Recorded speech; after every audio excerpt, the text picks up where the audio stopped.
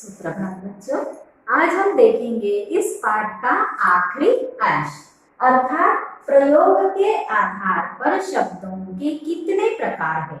तो बच्चों, प्रयोग के आधार पर शब्दों के हैं दो प्रकार, विकारी एवं अविकारी।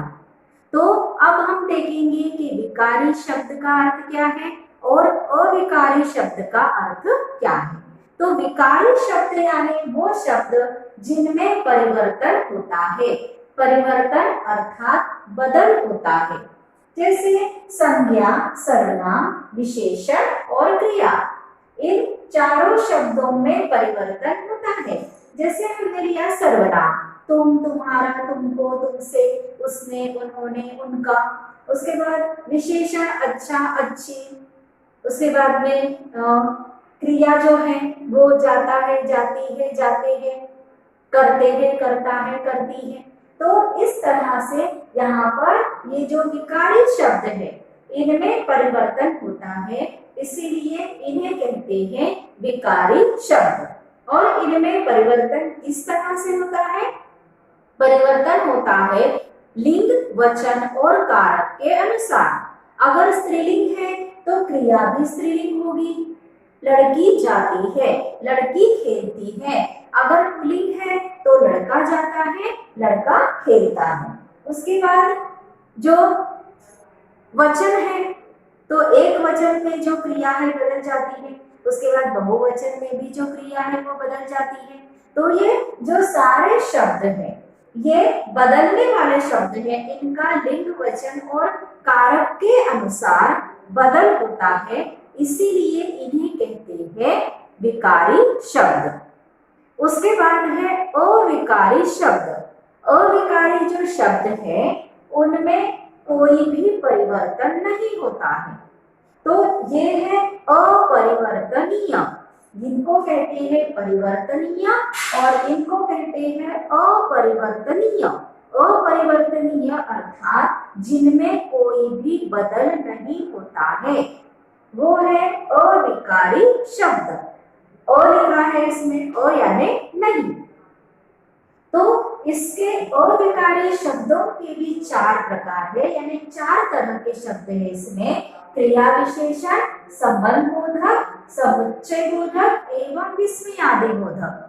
तो अब हम देखेंगे जैसे क्रिया विशेषण शब्द। अब क्रिया विशेषण शब्दों में बच्चे जैसे जल्दी, धीरे। अब ये जो क्रिया विशेषण शब्द है वो चाहे स्त्रीलिंग हो या पुल्लिंग हो, एक वचन हो या बहुवचन हो, इसमें कोई भी परिवर्तन नहीं होता है। लड़का धीरे चलता है, लड़की धीरे चलती है। हाथी जल्दी भागता है या तेज भागता है, तेज भाग नहीं सकता, हथीनी तेज भाग नहीं सकती। खरगोश तेज दौड़ता है, मादा खरगोश तेज दौड़ती है। तो इस तरह से ये जो शब्द है जैसे धीरे, अचानक, जल्दी, तो इन शब्दों में कोई भी परिवर्तन या फिर बदल नहीं होता है, इसीलिए इन्हें कहते हैं क्रिया अविकारी शब्द। अब संबंध बोधक शब्द। संबंध बोधक अर्थात जो दो वाक्यों को जोड़ते हैं, इसलिए, किंतु, परंतु, अथवा। तो ये जो संबंध है, संबंध बोधक शब्द है, इनमें भी कोई भी परिवर्तन नहीं होता है। उसके बाद समुच्चय बोधक शब्द। समुच्चय बोधक शब्दों में भी कोई परिवर्तन नहीं होता है, इसीलिए ये अविकारी शब्द कहलाते हैं। उसके बाद है विस्मयादि बोधक शब्द। विस्मयादि, आहा, ओ, अरे, क्या हुआ। तो ये जो विस्मयादि शब्द हैं इनमें भी कोई परिवर्तन नहीं होता, इसीलिए इन्हें कहते हैं अविकारी शब्द। तो इसके विषय में हम विस्तार से आगे के पाठों में पढ़ेंगे। तो अब हम देखेंगे कि प्रयोग के आधार पर दो प्रकार हैं, और ये दो प्रकार कौन कौन से शब्द आते हैं। विकारी में आते हैं संज्ञा, सर्वनाम, विशेषण, क्रिया शब्द। अविकारी में आते हैं क्रिया विशेषण, संबंध बोधक, समुच्चय बोधक एवं विस्मयादि बोधक शब्द। तो बच्चों, हमने इस तरह से देखे हैं शब्दों के प्रकार। सर्वप्रथम हमने देखा शब्दों के मुख्य प्रकार। तो तो शब्दों के जो मुख्य प्रकार है या फिर शब्दों का जो वर्गीकरण है वो अर्थ के आधार पर, बनावट के आधार पर, उत्पत्ति के आधार पर एवं प्रयोग के आधार पर। पहले हमने देखा जैसे अर्थ के आधार पर सार्थक एवं निरर्थक शब्द, उत्पत्ति के आधार पर रूढ़ यौगिक योग रूढ़ शब्द, सॉरी उत्पत्ति के आधार पर हमने देखा है तत्सम तद्भव देशज एवं विदेशी शब्द। उसके बाद हमने देखा है कि बनावट के आधार पर कौन से शब्द है, बनावट के आधार पर है तीन प्रकार रूढ़ यौगिक एवं योग रूढ़ शब्द। प्रयोग के आधार पर है दो प्रकार विकारी एवं अविकारी। तो इस तरह से इन सारे शब्दों के बारे में मैंने आपको विस्तार से समझा दिया है। अब ये जो विकारी एवं अविकारी शब्द हैं उनके विषय में हम अगले पाठों में विस्तार से देखेंगे। तो बच्चों जो भी एक्सरसाइज है, जो भी अभ्यास प्रश्न है वो आप उसी दिन अपने नोटबुक में कॉपी में उतार लीजिए। तो इस पाठ के मैं जब भी कुछ परियोजना कार्य प्रोजेक्ट वर्क अगर भेजूं तो वे बनाकर मुझे तुरंत भेजना है। जैसे मैं दूंगी तत्सम तद्भव शब्द का जो परियोजना कार्य है वो मैं दूंगी और वो आपको करना है। धन्यवाद।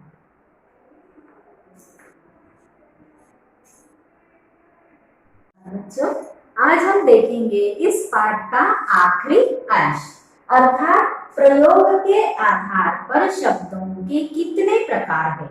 तो बच्चों प्रयोग के आधार पर शब्दों के हैं दो प्रकार विकारी एवं अविकारी। तो अब हम देखेंगे कि विकारी शब्द का अर्थ क्या है और अविकारी शब्द का अर्थ क्या है। तो विकारी शब्द यानी वो शब्द जिनमें परिवर्तन होता है, परिवर्तन अर्थात बदल होता है। जैसे संज्ञा, सर्वनाम, विशेषण और क्रिया, इन चारों शब्दों में परिवर्तन होता है। जैसे हमने लिया सर्वनाम तुम, तुम्हारा, तुमको, तुमसे, उसने, उन्होंने, उनका। उसके बाद विशेषण अच्छा, अच्छी। उसके बाद में क्रिया जो है वो जाता है, जाती है, जाते हैं, करते हैं, करता है, करती है। तो इस तरह से यहाँ पर ये जो विकारी शब्द है इनमें परिवर्तन होता है, इसीलिए इन्हें कहते हैं विकारी शब्द।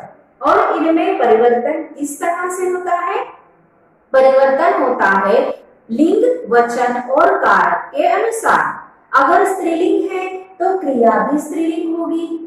लड़की जाती है, लड़की खेलती है। अगर पुल्लिंग है तो लड़का जाता है, लड़का खेलता है। उसके बाद जो वचन है तो एक वचन में जो क्रिया है बदल जाती है, उसके बाद बहुवचन में भी जो क्रिया है वो बदल जाती है। तो ये जो सारे शब्द हैं ये बदलने वाले शब्द हैं, इनका लिंग, वचन और कारक के अनुसार बदल होता है, इसीलिए इन्हें कहते हैं विकारी शब्द। उसके बाद है अविकारी शब्द। अविकारी जो शब्द है उनमें कोई भी परिवर्तन नहीं होता है, तो ये है अपरिवर्तनीय। जिनको कहते हैं परिवर्तनीय और इनको कहते हैं अपरिवर्तनीय। अपरिवर्तनीय अर्थात जिनमें कोई भी बदल नहीं होता है वो है अविकारी शब्द। और लिखा है इसमें अ यानी नहीं। तो इसके अविकारी शब्दों के भी चार प्रकार है, यानी चार तरह के शब्द है इसमें। क्रिया विशेषण, संबंध बोधक, समुच्चय बोधक एवं विस्मयादि बोधक। तो अब हम देखेंगे जैसे क्रिया विशेषण शब्द। अब क्रिया विशेषण शब्दों में बच्चे जैसे जल्दी, धीरे। अब ये जो क्रिया विशेषण शब्द है वो चाहे स्त्रीलिंग हो या पुल्लिंग हो, एक वचन हो या बहुवचन हो, इसमें कोई भी परिवर्तन नहीं होता है। लड़का धीरे चलता है, लड़की धीरे चलती है। हाथी जल्दी भागता है या तेज भागता है, हाथी तेज भाग नहीं सकता, हथनी तेज भाग नहीं सकती। खरगोश तेज दौड़ता है, मादा खरगोश तेज दौड़ती है। तो इस तरह से ये जो शब्द है, जैसे धीरे, अचानक, जल्दी, तो इन शब्दों में कोई भी परिवर्तन या फिर बदल नहीं होता है, इसीलिए इन्हें कहते हैं क्रिया अविकारी शब्द। अब संबंध बोधक शब्द, संबंध बोधक अर्थात जो दो वाक्यों को जोड़ते हैं, इसलिए, किंतु, परंतु, अथवा, तो ये जो संबंध है, संबंध बोधक शब्द है, इनमें भी कोई भी परिवर्तन नहीं होता है। उसके बाद समुच्चय बोधक शब्द, समुच्चय बोधक शब्दों में भी कोई परिवर्तन नहीं होता है, इसीलिए ये अविकारी शब्द कहलाते हैं। उसके बाद है विस्मयादि बोधक शब्द, विस्मयादि आहा, ओ, अरे, क्या हुआ, तो ये जो विस्मयादि शब्द हैं, इनमें भी कोई परिवर्तन नहीं होता, इसीलिए इन्हें कहते हैं अविकारी शब्द। तो इसके विषय में हम विस्तार से आगे के पाठों में पढ़ेंगे। तो अब हम देखेंगे कि प्रयोग के आधार पर दो प्रकार हैं, और ये दो प्रकार कौन कौन से शब्द आते हैं। विकारी में आते हैं संज्ञा, सर्वनाम, विशेषण, क्रिया शब्द। अविकारी में आते हैं क्रिया, विशेषण, संबंध बोधक, समुच्चय बोधक एवं विस्मयादि बोधक शब्द। तो बच्चों, हमने इस तरह से देखे हैं शब्दों के प्रकार। सर्वप्रथम हमने देखा शब्दों के मुख्य प्रकार। तो शब्दों के जो मुख्य प्रकार है या फिर शब्दों का जो वर्गीकरण है, वो अर्थ के आधार पर, बनावट के आधार पर, उत्पत्ति के आधार पर एवं प्रयोग के आधार पर। पहले हमने देखा जैसे अर्थ के आधार पर सार्थक एवं निरर्थक शब्द, उत्पत्ति के आधार पर रूढ़, यौगिक, योग रूढ़ शब्द। उत्पत्ति के आधार पर हमने देखा है तत्सम, तद्भव, देशज एवं विदेशी शब्द। उसके बाद हमने देखा है कि बनावट के आधार पर कौन से शब्द हैं। बनावट के आधार पर है तीन प्रकार, रूढ़, यौगिक एवं योग रूढ़ शब्द। प्रयोग के आधार पर है दो प्रकार, विकारी एवं अविकारी। तो इस तरह से इन सारे शब्दों के बारे में मैंने आपको विस्तार से समझा दिया है। अब ये जो विकारी एवं अविकारी शब्द हैं, उनके विषय में हम अगले पाठों में विस्तार से देखेंगे। तो बच्चों, जो भी एक्सरसाइज है, जो भी अभ्यास प्रश्न है, वो आप उसी दिन अपने नोटबुक में, कॉपी में उतार लीजिए। तो इस पाठ के मैं जब भी कुछ परियोजना कार्य, प्रोजेक्ट वर्क अगर भेजूं, तो वे बनाकर मुझे तुरंत भेजना है। जैसे मैं दूंगी तत्सम, तद्भव शब्द का जो परियोजना कार्य है, वो मैं दूंगी और वो आपको करना है। धन्यवाद।